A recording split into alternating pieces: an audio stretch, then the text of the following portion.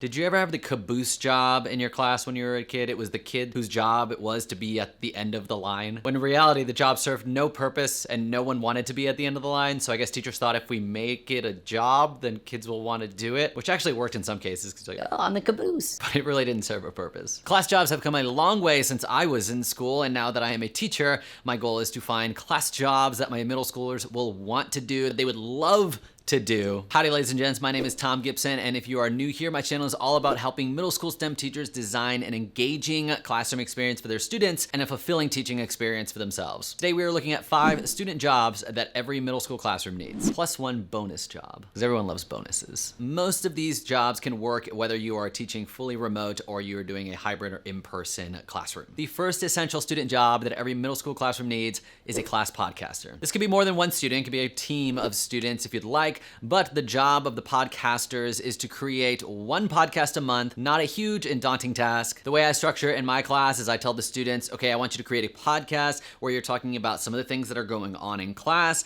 Since this is a math class, maybe you could talk about the mathematician of the month, a little history lesson. You can maybe do a math joke of the day, or for my robotics class, maybe you're doing some tech news. Science could be this day in history in the world of science. You can really customize it for whatever class you are teaching. And so at the beginning of the month, I meet with the students during my typical office hours time, and I say, okay, what do y'all want to do for the podcast this month? They come up with a plan. If it's more than 1 student, they decide who's going to record what, and then they record it, they put it together, and they send it to me. As far as the recording, they can use Soundtrap, which is an online audio recorder where they can actually collaborate on the same project and record their parts. You don't need to have a nice microphone. You can use whatever microphone you're using for your Zoom classes or the one that's built into your computer, or they can do it in GarageBand. That's a little bit harder because then they have to save the audio file and send it to the one person that's putting them all together. So Soundtrap is recommended because they can do the collaboration there. And I didn't really spend a lot of time teaching the students how to do this. I gave them a couple of YouTube links to say, here's how you get started with Soundtrap, or here's how you record audio for a podcast in GarageBand.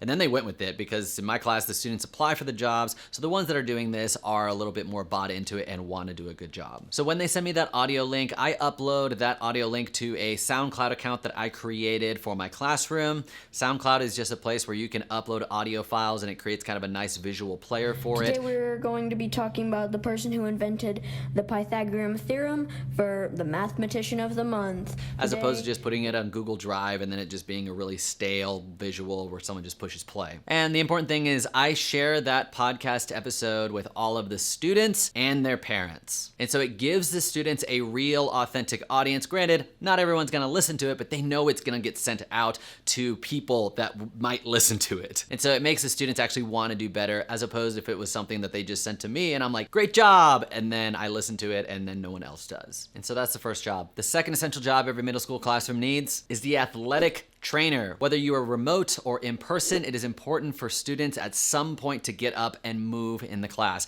Even if they are moving within their little 6-foot space, they can move. The athletic trainer is a student job that sets a timer in the beginning of class to go off in the middle of class, and then they lead the class in some movement, whether it's stand up and stretch your arms, stretch your legs, touch your toes, run in place, do 5 push-ups, do 10 sit-ups, whatever it is. It takes less than 60 seconds and you get some movement in your class. The athletic trainer is in charge of that. Job number 3, the DJ. The class DJ plays music 5 minutes before class starts. I implemented this when we went fully virtual, but this could be something that you do in class, that the student comes a little early and then has music playing as everyone comes into the class. Once class starts, before we actually get into the day, I asked the DJ, can you tell us a little bit about the artist that you were playing for us? And then this gives your music lovers an opportunity to share their passion and share what they love and share interesting insights about the artist that they shared and why they shared it. I just said share like 15 times. I encourage my DJs to have a diverse collection of music and not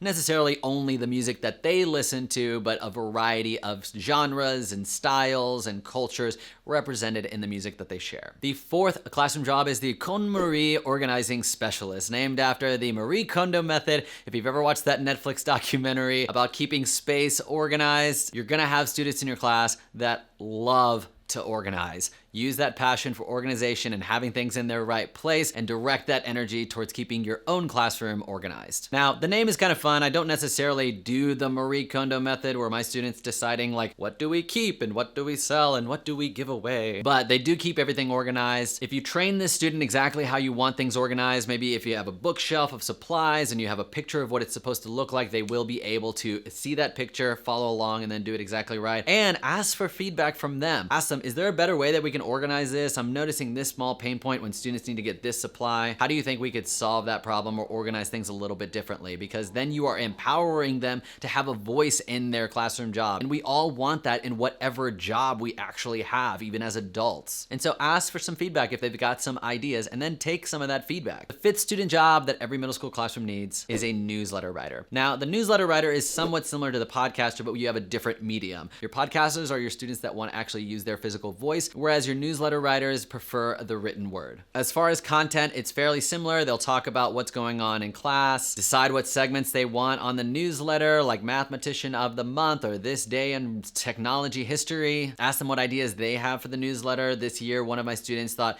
it'd be really fun every month to interview a different math teacher at school and ask them the same like 5 or 6 questions. And it was super fun and not something that I would have thought to do. I think Adobe Spark Sites is a really good platform for this because you can make the page look really professional with very little graphic design knowledge or technical skills. Even your youngest students will be able to put something together that's very readable and very organized with Adobe Spark Sites. Similar to the podcast students, these students do one newsletter a month, whether it's one student or a collection of students working on it together. Adobe Spark Sites does allow for collaboration so they can both work on the same project. And I like to ask them, like, when do you think that you can get this done by? Giving them a little bit more agency in their job, and they are the ones saying, I can get this done by next Friday. So I even schedule an email to go out to them and to me a couple days before that, just saying, hey, how's the progress coming along? And so it's not something that I have to remember. I'm giving them a little bit of help in remembering and supporting them in the deadline that they created. And I also share this newsletter with the students and their parents, again, to give the students an authentic audience for their product, for their writing, for their content. And the bonus job is the class barista. I said bonus because I wouldn't want a middle school's fingers around my coffee during the times of COVID-19. But during normal circumstances, I know a lot of teachers got that little Keurig in the back of the room. You can train a student saying, okay, I want it just like this. You can take my cream out of my little fridge that no one knows about back here and then make sure it's just a little bit of cream. Or you can even give them permission to go to the teacher's lounge to get your coffee. And if the other teachers are like, why are you in here? I said, oh, Tom sent me down to get him a cup of coffee. But this would be such a fun job for a middle schooler to know that they are making something that is getting you through the day. In addition to these 6 jobs, I have 20 more for the middle school classroom, and you can see them in my free course, Essential Student Jobs for the Middle School Classroom of Tomorrow. In the course, I go through all 26 jobs, and I talk about the job application process and how to get the kids to apply for their top 3, and then what you need to consider as you decide who is going to get what job, and how you train each student in their job. It's a super fun way to tap into your students' interests and build a positive classroom culture in the process. You can find the free course down below in the link at thomgibson.com/classjobs. Thank you so much for watching. I hope you learned something today that'll help you design an engaging classroom experience for your students and a fulfilling teaching experience for yourself. And I'll see you in the next video.